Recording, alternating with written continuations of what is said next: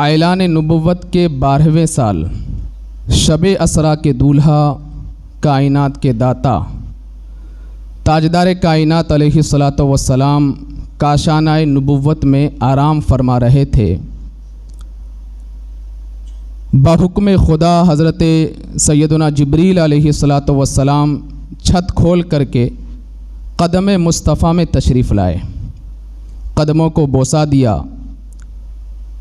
اور پھر آقا کائنات علیہ الصلاۃ والسلام فرشتوں کی جھرمٹ میں بڑی شان و شوکت کے ساتھ اور تزک و احتشام کے ساتھ مسجد حرام سے مسجد اقصیٰ تک تشریف لے کر کے گئے، اور اللہ کے رسول صلی اللہ تعالیٰ علیہ وسلم نے مسجد اقصیٰ میں انبیاء کرام علیہم الصلاۃ والسلام کی امامت فرمائی۔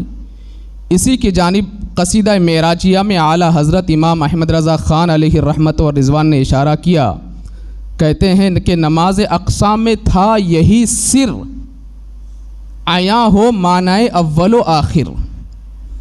نماز اقصیٰ میں تھا یہی سر، عیاں ہو معنی اول و آخر، کہ دست بستہ ہیں پیچھے حاضر جو سلطنت آگے کر گئے تھے۔ اور اللہ رب العزت نے بھی قرآن مقدس میں اپنے محبوب کی عظمت کو اور بلندی کو یوں بیان فرمایا، سبحان الذی اسری بعبدہ لیلا من المسجد الحرام الی المسجد الاقصی الذی بارکنا حولہ لنریہ من آیاتنا انہ هو السمیع البصیر، کہ پاکی ہے اسے جو اپنے بندے کو راتوں رات لے گیا مسجد حرام سے مسجد اقصیٰ تک، لنریہ من آیاتنا، تاکہ اسے ہم اپنی بڑی بڑی نشانیاں دکھائیں، انہ هو السمیع البصیر، بے شک وہ سننے والا اور جاننے والا ہے، اور بے شک اللہ سنتا ہے اور جانتا ہے۔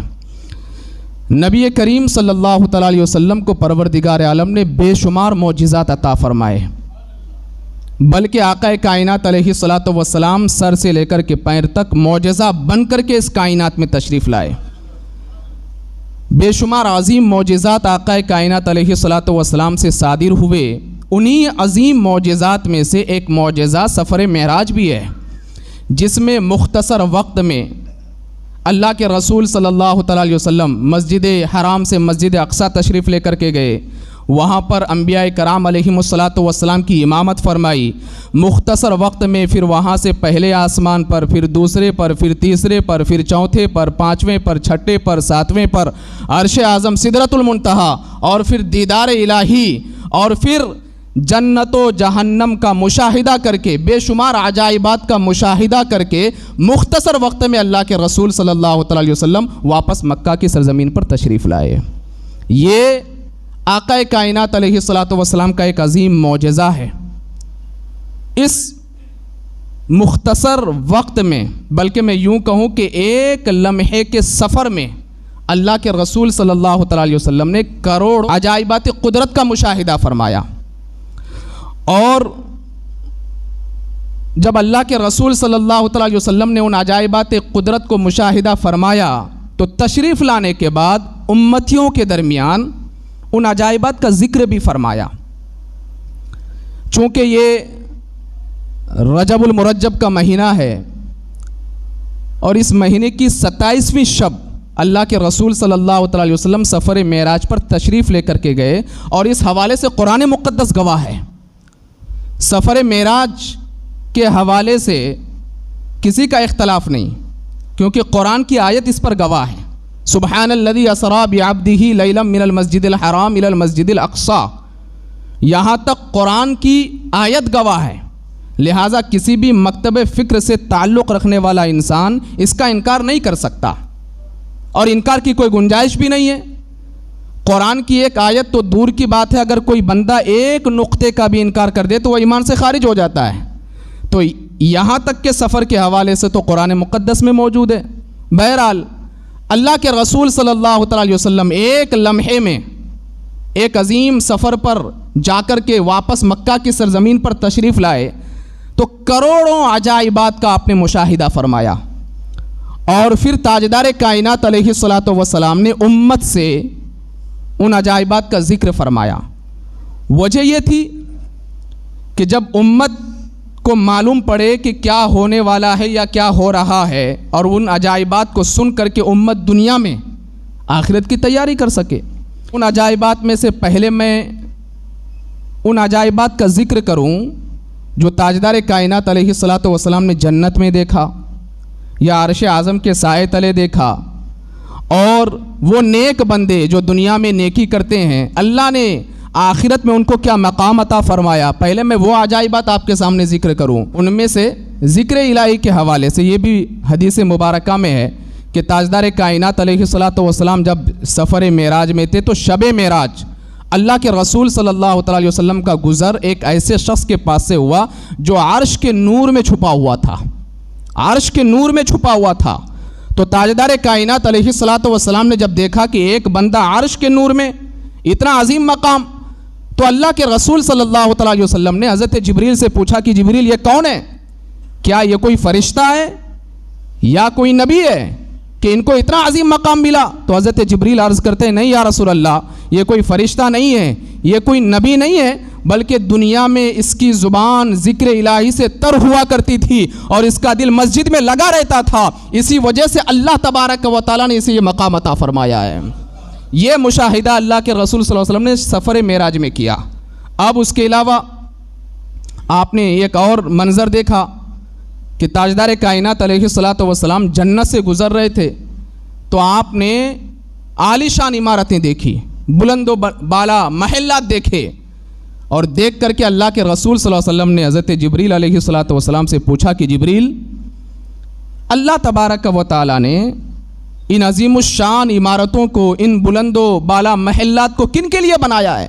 حضرت جبریل اللہ کے رسول صلی اللہ علیہ وسلم کی بارگاہ میں عرض کرتے ہیں یا رسول اللہ علیہ الصلاۃ والسلام، یہ پروردگار عالم نے ان عظیم الشان عمارتوں کو اور ان محلات کو جنت میں ان کے لیے بنایا ہے جو لوگ غصے کو پی جاتے ہیں اور عفو و درگزر سے کام لیتے ہیں اور لوگوں کے ساتھ احسان کرتے ہیں، اللہ نے ان کے لیے ان عظیم محلات کو بنایا ہے۔ اور قرآن مقدس میں بھی میرا رب ارشاد فرماتا ہے وَالْكَاظِمِينَ الْغَيْظَ وَالْعَافِينَ عَنِ النَّاسِ، کہ غصے کو پی جانے والے اور لوگوں کو معاف فرمانے والے، لوگوں کو معاف کر دینے والے، وَاللَّهُ يُحِبُّ الْمُحْسِنِينَ، اور احسان کرنے والے، اللہ اپنے ان بندوں سے بے پناہ محبت فرماتا ہے۔ تو یہ انعام اللہ نے ان بندوں کو عطا کیا جو غصے کو پی جاتے ہیں۔ پھر حضرت ابراہیم علیہ الصلاۃ والسلام سے ملاقات ہوئی۔ اللہ کے رسول صلی اللہ علیہ وسلم ارشاد فرماتے ہیں کہ میں نے سفر معراج میں جد انبیاء حضرت ابراہیم علیہ الصلاۃ والسلام سے ملاقات کی۔ حضرت ابراہیم علیہ الصلاۃ والسلام کا ایک لقب یہ بھی ہے ابو الانبیاء، انبیاء کرام علیہ الصلاۃ والسلام کے باپ، چونکہ بنی اسرائیل میں جتنے بھی انبیاء کرام علیہ الصلاۃ والسلام تشریف لائے یہ سب کے سب حضرت ابراہیم علیہ الصلاۃ والسلام ہی کی نسل میں سے ہے۔ اور پھر تاجدار کائنات علیہ الصلاۃ والسلام جو اس کائنات میں تشریف لائے تو یہ حضرت اسماعیل علیہ الصلاۃ والسلام کی نسل میں سے، اور حضرت اسماعیل علیہ الصلاۃ والسلام کے والد کا نام حضرت ابراہیم علیہ الصلاۃ والسلام ہے۔ تو اللہ کے رسول صلی اللہ علیہ وسلم نے ملاقات کی جد انبیاء سے، حضرت ابراہیم علیہ الصلاۃ والسلام سے دیکھا، ملاقات کی، تو حضرت ابراہیم نے آگے بڑھ کر کے سلام کیا اللہ کے رسول صلی اللہ علیہ وسلم کو، اور پھر فرمایا یا محمد، اے محمد، آپ جب اپنے امتیوں کے پاس تشریف لے کر کے جائیں گے تو ان سے میرا سلام کہنا۔ امت محمدیہ کا مقام دیکھیں، یہ کون کہہ رہے ہیں؟ یہ حضرت ابراہیم علیہ الصلاۃ والسلام میرے آقا سے کہہ رہے ہیں کہ جب ان کے پاس تشریف لے کر کے جانا تو ان سے میرا سلام کہنا، اور پھر ان سے کہنا، کیا کہنا؟ کہ جنت کی مٹی پاکیزہ ہے اور جنت کا پانی میٹھا ہے اور یہاں کی زمین ہموار ہے، اور جو جنت کو حاصل کرنا چاہتا ہے وہ کثرت کے ساتھ سبحان اللہ، الحمدللہ، اللہ اکبر پڑھے، اللہ اسے جنتی بنا دیتا ہے۔ یہ حضرت ابراہیم علیہ الصلاۃ والسلام نے اللہ کے رسول صلی اللہ علیہ وسلم سے فرمایا۔ اب آئیے، شب معراج اللہ کے رسول صلی اللہ علیہ وسلم نے زمین و آسمان کے سیر کے دوران جہاں عبادت گزار بندوں کے مقامات کو دیکھا، انعامات الہیہ کو دیکھا، وہیں پر اللہ کے رسول صلی اللہ تعالی علیہ وسلم نے ان بندوں کے حوالے سے جو دنیا میں گناہ کرتے ہیں، اللہ تبارک و تعالی ان کی کس قدر پکڑ فرمائے گا اور کس قدر وہ قہر الہی کے شکار ہوں گے، ان عجائبات کو بھی ملاحظہ فرمایا اللہ کے رسول صلی اللہ علیہ وسلم نے۔ اور ان بھیانک مناظر کو اللہ کے رسول صلی اللہ علیہ وسلم نے امت کے سامنے آ کر کے بیان اسی لیے کیا تاکہ امت ان گناہوں سے بچ سکے اور پھر بچ کر کے ان عذابات الہی کے شکار نہ ہو۔ اللہ کے رسول صلی اللہ علیہ وسلم ارشاد فرماتے ہیں کہ جہنم کے قریب سے میرا گزر ہوا تو میں نے جبریل سے کہا کہ جبریل ذرا میں جہنم کے ہولناک منظر کو دیکھنا چاہتا ہوں تو مجھے لے کر کے چلو۔ حضرت جبریل علیہ الصلاۃ والسلام کہتے ہیں کہ میں لے کر کے گیا۔ اب یہ حدیث مبارکہ جو میں آپ کے سامنے بیان کر رہا ہوں یہ ابن ماجہ شریف کی حدیث مبارکہ ہے، سنن ابن ماجہ۔ حدیث کی جو 6 معتبر کتابیں ہیں ان 6 معتبر کتابوں میں ایک معتبر کتاب ہے سنن ابن ماجہ۔ اللہ کے رسول صلی اللہ تعالیٰ علیہ وسلم نے سفر معراج میں ایک خطرناک اور بھیانک منظر دیکھا۔ اللہ کے رسول صلی اللہ علیہ وسلم ارشاد فرماتے ہیں کہ شب معراج میں ایک ایسی قوم کے پاس سے گزرا کہ جن کے پیٹ کمروں کے مانند تھے، جتنے بڑے بڑے کمرے ہوتے نا اتنے بڑے بڑے پیٹ۔ یہاں رک کر کے میں تھوڑا آپ کو یہ بتاؤں کہ آج کسی کا پیٹ تھوڑا سا نکل جاتا ہے تو آدمی پریشان ہو جاتا ہے کہ اتنا بڑا پیٹ، لہٰذا چربی پگھلنی چاہیے، جیم کرتا ہے، ورزش کرتا ہے، تیل والی چیزوں سے بچتا ہے، کیونکہ پیٹ کا بڑا ہونا یہ انسان کے لیے تکلیف دہ ہے۔ اور آپ بخوبی جانتے ہیں کہ جن کا پیٹ بڑا ہوتا ہے وہ آسانی کے ساتھ بیٹھ کر کے کھانا نہیں کھا پاتے، وہ آسانی کے ساتھ سجدہ نہیں کر پاتے، وہ آسانی کے ساتھ چل نہیں پاتے، اور جن کے پیٹ کچھ زیادہ ہی نکلے ہوتے ہیں تو پھر ان کو ہمیشہ کرسیوں کا سہارا لینا پڑتا ہے، کھانے کے لیے بھی، نماز پڑھنے کے لیے بھی، اور لوگوں سے گفتگو کرنے کے لیے یا تو وہ کرسیوں کے سہارے بیٹھ کر کے لوگوں سے گفتگو کریں گے، کھائیں گے پیئیں گے، یا کھڑے ہو کر کے۔ نارملی بیٹھنا ان کے لیے بڑی پریشانی ہوتی ہے۔ میں ان لوگوں کے پیٹ کے حوالے سے ذکر کرتا ہوں جن کا تھوڑا سا بڑا ہوتا ہے، تھوڑا سا بڑا ہوتا ہے، تو وہ اتنی تکلیف میں گزارتے ہیں اپنی زندگی کو۔ تو آپ اندازہ لگائیں کہ جن کا پیٹ کمروں کے مانند ہو، بڑے بڑے کمرے، یہ میں ابن ماجہ شریف کی حدیث مبارکہ بیان کر رہا ہوں، بڑے بڑے کمرے ان کے مانند جن کا پیٹ ہو، تو سوچو یہی تو اس کے لیے بڑی تکلیف والی بات ہو گئی۔ اللہ کے رسول فرماتے ہیں کہ میں نے جہنم میں دیکھا ایسے لوگوں کے جن کے پیٹ بڑے بڑے کمروں کے مانند تھے، تو میں نے جبریل سے پوچھا کہ جبریل یہ کون لوگ ہیں کہ ان کے پیٹ اتنے بڑے بڑے، اور ان کے پیٹ میں جو سانپ ہے وہ باہر سے دکھائی دے رہے تھے اور سانپ ان کے پیٹ میں ڈنک مار رہے تھے، یہ بھی اللہ کے رسول صلی اللہ علیہ وسلم نے دیکھا۔ تو میرے آقا کہتے ہیں، فرماتے ہیں کہ جبریل یہ کون لوگ ہیں اتنے خطرناک عذاب میں مبتلا ہے؟ تو حضرت جبریل علیہ الصلوۃ والسلام بارگاہ مصطفیٰ میں عرض کرتے ہیں، یا رسول اللہ علیہ الصلوۃ والسلام، یہ وہ لوگ ہیں جو دنیا میں سود کھاتے ہیں، اللہ نے ان کو اس عذاب میں مبتلا فرمایا ہے۔ آج اندازہ لگائیے قوم مسلم میں جن کو اللہ تبارک و تعالیٰ نے مال و زر سے نوازا ہے، اگر کوئی غریب بیچارہ پریشان حال ہو یا نارملی کوئی آدمی پریشان ہوتا ہے اور وہ قرض کے لیے جاتا ہے کہ بھائی مجھے 1000 2000 یا 5000 10000 قرضہ کے طور پر دے دو، تو اس میں وہ اس قدر سود کھاتا ہے، 1000 میں 10000 میں 1000 20000 میں 2000، اس طریقے سے عام آدمی کے لیے ایک بوجھ بن جاتا ہے، اور پھر جو ہے وہ عام آدمی کی مشکلات کا ناجائز فائدہ اٹھا کر کے اسی کو وہ اپنا دھندا بنا لیتے ہیں۔ تو سنو، سفر معراج میں اللہ کے رسول صلی اللہ علیہ وسلم نے یہ دیکھا کہ جو لوگ سود کھاتے ہیں ان کے پیٹ کمروں کے مانند ہیں، بڑے بڑے کمروں کے مانند ہو جاتے ہیں۔ اور پھر یہ بھی سنو کہ سود کھانا یہ قرآن کے رو سے بھی حرام ہے اور شریعت کے رو سے بھی حرام ہے، اور اسلام نے اس کو حرام قرار دیا ہے۔ یہ سود کوئی بیع و شراء یا کوئی جو ہے بزنس نہیں ہے، یہ ایک ناجائز اور حرام کام ہے۔ اگر کوئی اس کام میں مبتلا ہے، ان سے میری گزارش یہ ہے کہ اگر آپ اپنی آخرت کو سنوارنا چاہتے ہیں تو سود جیسے گنہگار کاموں سے اپنے آپ کو روکنے کی کوشش کریں۔ پھر میرے آقا علیہ الصلوۃ والسلام ارشاد فرماتے ہیں کہ میں نے سفر معراج میں دیکھا کہ جہنم میں کچھ لوگ پانی میں تیر رہے ہیں، پانی میں، اور ان کے منہ میں بڑے بڑے پتھر ڈالے جا رہے ہیں۔ میرے آقا نے پوچھا کہ جبریل یہ کون لوگ ہیں؟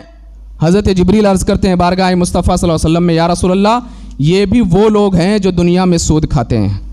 سود یہ ناجائز اور حرام بزنس ہے، اس کے ذریعے ملنے والی روزی یہ ناجائز اور حرام ہے، اسی لیے رزق حلال کا اہتمام کرو اور سود جیسی لعنت سے اپنے آپ کو بچاؤ، اور اپنے اولاد کے رگوں میں سود سے کمائے ہوئے پیسوں کے ذریعے سے خون دوڑانے کی اگر آپ کوشش کریں گے تو ایک بات یاد رکھنا کہ بڑے ہو کر کے آپ کی اولاد کبھی آپ کی فرما برداری نہیں کرے گی، بلکہ وہ ہمیشہ نافرمان اولاد بن کر کے زندگی گزاریں گے۔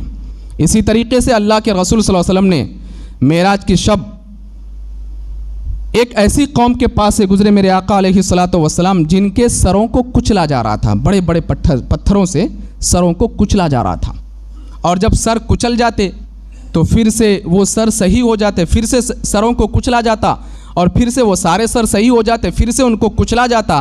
میں یہاں رک کر کے آپ سے پوچھنا چاہوں گا، کبھی آپ اپنی انگلی کو کسی پتھر پر رکھ کر کے زور سے ایک پتھر مارنا، کچلنا نہیں، صرف پتھر مارنا، آپ کی حالت خراب ہو جائے گی۔ اور جس کے سر کو بار بار کچلا جا رہا ہو، سر کو صحیح کیا جاتا ہے، پھر کچلا جاتا ہے، پھر صحیح کیا جاتا ہے، پھر کچلا جاتا ہے، پھر صحیح کیا جاتا ہے، پھر کچلا جاتا ہے، اللہ اکبر۔ تو میرے آقا علیہ الصلوۃ والسلام نے حضرت جبریل سے پوچھا کہ جبریل یہ کون لوگ ہیں جن کے سروں کو کچلا جا رہا ہے؟ حضرت جبریل عرض کرتے ہیں یا رسول اللہ علیہ الصلوۃ والسلام، یہ وہ لوگ ہیں جو نماز میں سستی کرتے تھے اور سستی کی وجہ سے نمازوں کا اہتمام نہیں کرتے تھے، اس وجہ سے اللہ تبارک و تعالیٰ نے ان کو اس عذاب میں مبتلا فرمایا ہے۔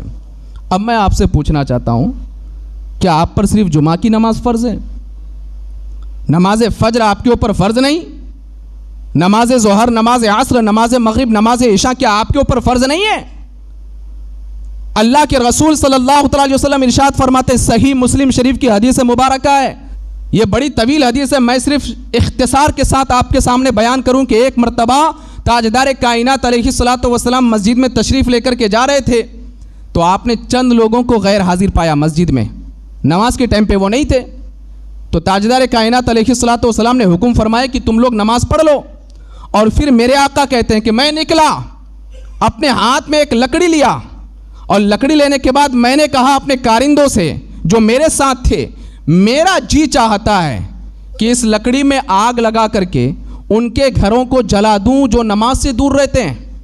یہ کون فرما رہے؟ وہ آقا جو رحمت للعالمین ہے، وہ میرے آقا علیہ الصلوۃ والسلام، اللہ اکبر، جو کرتے نہیں صرف چاہتے ہیں، صرف چاہتے ہیں، اللہ ان کی چاہت کو مکمل فرما دیتا ہے۔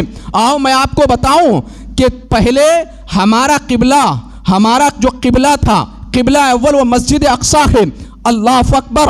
تاجدار کائنات علیہ الصلوۃ والسلام کی چاہت تھی کہ کعبے کو قبلہ بنا دیا جائے، اور قرآن مقدس میں اللہ تبارک و تعالیٰ نے محبوب کی چاہت کا بھی ذکر فرمایا۔ سورہ بقرہ میں میرا رب ارشاد فرماتا ہے، قد نرا تقلب وجهك في السماء فلنولینک قبلۃ ترضاها، کہ اے محبوب ہم دیکھ رہے ہیں بار بار آپ کے چہرے کو آسمان کی جانب اٹھانا، بار بار آپ جو اپنا چہرہ آسمان کی جانب اٹھا رہے ہیں، اے محبوب یہ ہم دیکھ رہے ہیں، فلنولینک قبلۃ ترضاها، اے محبوب ہم عن قریب آپ کے چہرے کو اس جانب پھیر دیں گے جس جانب آپ کی رضا ہے۔ یعنی اے محبوب آپ یہ چاہتے ہیں نا کعبے کو قبلہ بنا دیا جائے، اے محبوب ہم نے آپ کی چاہت کے حساب سے آج کے بعد سے لے کر کے قیامت تک کے لیے سارے مسلمانوں کے لیے کعبے کو قبلہ بنا دیا۔ اب دنیا میں جہاں کہیں بھی مسلم آباد ہے وہ اب مسجد اقصی کی جانب رخ کر کے نماز نہیں پڑھے گا بلکہ کعبے کے جانب رخ کر کے نماز پڑھے گا۔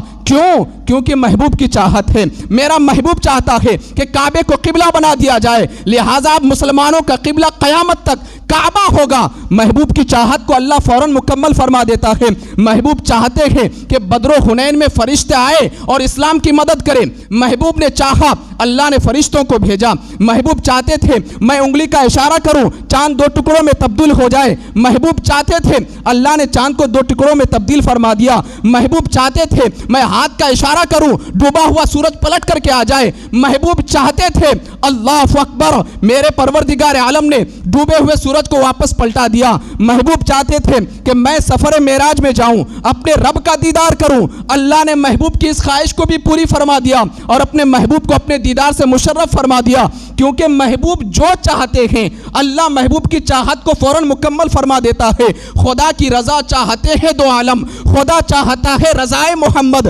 اب میرے آقا فرماتے ہیں میں چاہتا ہوں ان کے گھر میں آگ لگ جائے جو نمازوں کی پابندی نہیں کرتے ہیں، جو نمازوں میں سستی کرتے ہیں، جو نماز سے دوری اختیار کرتے ہیں، ان کے گھر میں آگ لگ جائے۔ چاہتے کون ہیں؟ چاہتے مصطفیٰ ہیں۔ گویا کہ اللہ نے گھروں میں آگ لگا دی۔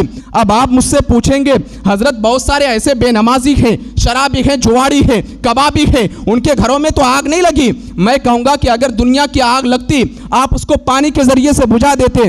آگ ایسی ویسی نہیں لگی ہے۔ آگ کیسی لگی ہے؟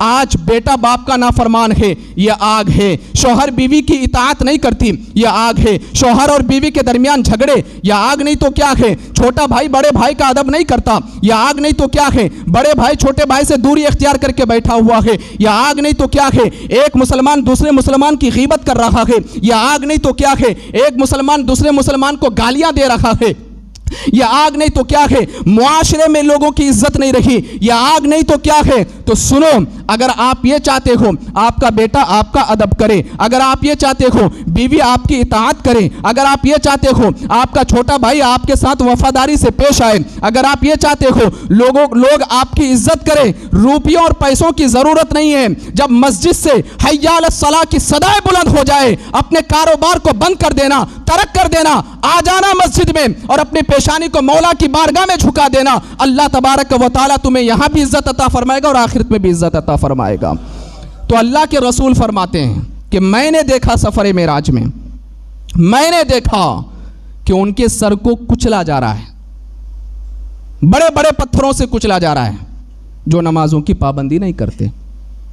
اور یہ صحیح مسلم شریف کی حدیث مبارکہ جو میں آپ کے سامنے بیان کیا، اور بخاری شریف کی حدیث مبارکہ جو ابھی میں نے آپ کے سامنے بیان کیا۔ اب ایک چیز رک کر کے میں آپ کو یہ بھی پوچھنا چاہتا ہوں، گفٹ تحفہ اگر کوئی آپ کو 10 روپے کا بھی دے تو آپ اس کو سنبھال کر کے اونچی جگہ پہ رکھتے ہو، ہے نا؟ تحفہ ہے، گفٹ ہے، اس کو سنبھال کر کے رکھنا چاہیے، ہے کہ نہیں؟ اور انسان سنبھال کر کے رکھتا بھی ہے کہ بھائی فلاں نے مجھے گفٹ دیا، وہاں پر میں نے وہ انعامات حاصل کیے، تو گفٹ کو انسان سنبھال کر کے رکھتا ہے۔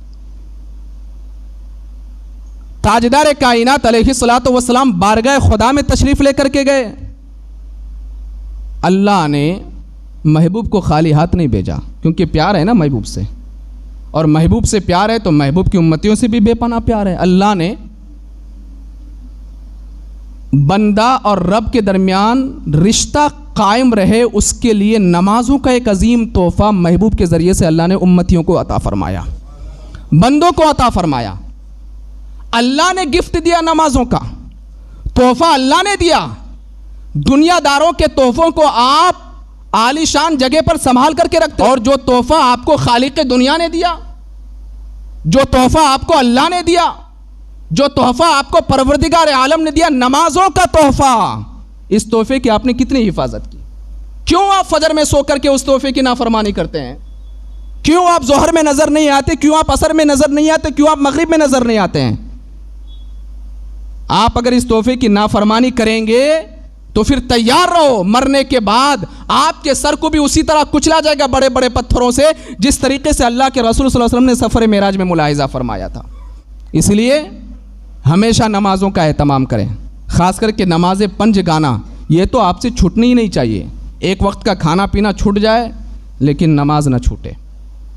ویسے سفر معراج میں گنہگاروں کے جو ہولناک منظر اور عجائبات جو اللہ کے رسول نے دیکھا، اس کی ایک طویل فہرست ہے، لیکن ایک چیز میں آپ کے سامنے اور بتانا چاہوں گا کہ کیا سفر معراج میں اللہ کے رسول صلی اللہ تعالی علیہ وسلم نے اپنے ماتھے کی آنکھوں سے اپنے مولا کا دیدار کیا کہ نہیں کیا؟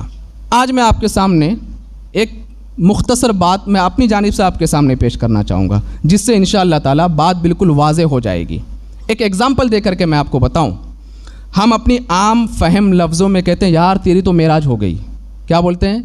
یار تیری تو معراج ہو گئی۔ مثال کے طور پر فار ایگزامپل اگر کوئی اسٹوڈنٹس کالج میں 95% لے کر کے آ جاتا ہے یا 99% لے کر کے آ جاتا ہے، اس کے فرینڈس کیا کرتے ہیں؟ یار تیری تو معراج ہو گئی، یعنی تو نے سوچا بھی نہیں تھا اتنا زیادہ مل گیا تجھے، ہے کہ نہیں؟ اسی طریقے سے اچانک बेचारा कोई परेशान हाल था, उसको करोड़ों रुपए मिल गए, यार तेरी तो मेराज होगी, करोड़ों रुपए मिल गए।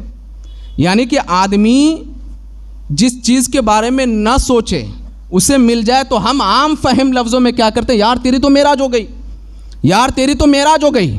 अल्लाह के रसूल सल्लल्लाहु अलैहि वसल्लम ने जन्नत को देखा, ये मेराज नहीं है। अल्लाह के रसूल ने जहन्नम का मुलाहिजा फरमाया, ये हुजूर के लिए मेराज नहीं है।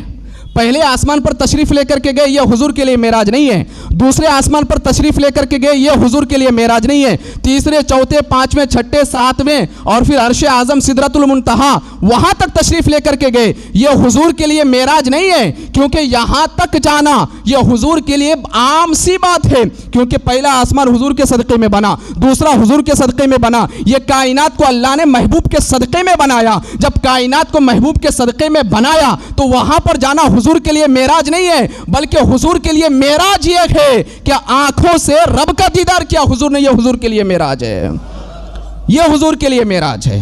और एक चीज़ आपको मैं और बताऊं, एक चीज़ आपको मैं और बताऊं और आपके जहन को, आपके माइंड को मैं क्लियर कर दूं।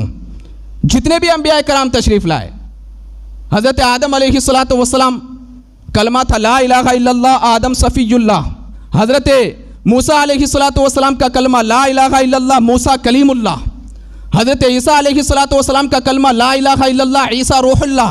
लेकिन आ जाओ, आज से 1400 साल पहले मक्का की सरजमीन पर एक आमना का लाल इस कायनात में तशरीफ़ लाया, और तशरीफ़ लाने के 40 साल के बाद जब मेरे आका ने नबुव्वत का ऐलान फरमाया तो सिर्फ ये नहीं कहा ला इलाहा इल्लल्लाह मुहम्मदुर रसूलुल्लाह, नहीं, बल्कि मेरे आका इरशाद फरमाते हैं अशहदु अल्ला इलाहा इल्लल्लाह, अशहदु अल्ला इलाहा इल्लल्लाह व अशहदु अन्ना मुहम्मदर रसूलुल्लाह। ये मेरे आका ने फरमाया, मैं गवाही देता हूँ। हज़रत आदम ने नहीं कहा मैं गवाही देता हूँ, हज़रत मूसा ने नहीं कहा मैं गवाही देता हूँ, हज़रत ईसा ने नहीं कहा मैं गवाही देता हूँ कि अल्लाह एक है। मेरे आका फरमाते मैं गवाही देता हूँ। क्यों? क्योंकि हज़रत आदम ने माथे की आंखों से अल्लाह का दीदार नहीं किया, हज़रत मूसा ने माथे की आंखों से अल्लाह का दीदार नहीं किया, हज़रत ईसा ने माथे की आंखों से अल्लाह का दीदार नहीं किया, लेकिन मेरे आका फरमाते मैं गवाही देता हूँ, क्योंकि मैं देख करके आया हूँ, मैं गवाही देता हूँ अल्लाह के सिवा कोई माबूद नहीं और मोहम्मद अल्लाह का रसूल है।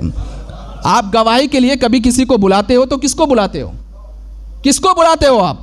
जो वहाँ पर मौजूद रहता है उसको बुलाते हैं, भाई फुला आदमी को गवाह के तौर पर पेश करो, तो आता है हाँ भाई क्या तुमने देखा? हाँ मैंने देखा, हाँ मैंने देखा कि ये इसने ये काम किया, इसने ये काम किया। फिर गवाहों की गवाही को माना जाता है और उसके बाद फैसला किया जाता है। मेरे आका फरमाते मैं गवाही देता हूँ अशहदु अल्ला इलाहा इल्लल्लाह, मैं गवाही देता हूँ अल्लाह के सिवा कोई माबूद नहीं, मैं गवाही देता हूँ क्योंकि मेरे रब ने मुझे बुलाया अपने करीब और मैंने माथे की आंखों से हालत बेदारी में अपने रब का मुशाहिदा किया और अपने रब की जियारत की। और कोई गैब क्या तुमसे नीहा हो भला जब ना खुदा ही छुपा तुम पे करोड़ों दुरूद। वैसे तो सफ़र मेराज के बेशुमार मुशाहिदात हैं, साथ ही साथ हमारे और आपके दरमियान हाजी अमीर बापू साहब मौजूद हैं। इनकी तबीयत भी काफ़ी नासाज है, इनको दिल की बीमारी है। मैं अल्लाह तबारक व तआला की बारगाह में दुआ करता हूँ कि परवरदिगार आलम इन्हें सेहत व तंदुरुस्ती अता फ़रमाए, ताकत व तवानाई अता फ़रमाए और इनकी उम्र में खूब खैर व बरकत अता फ़रमाए।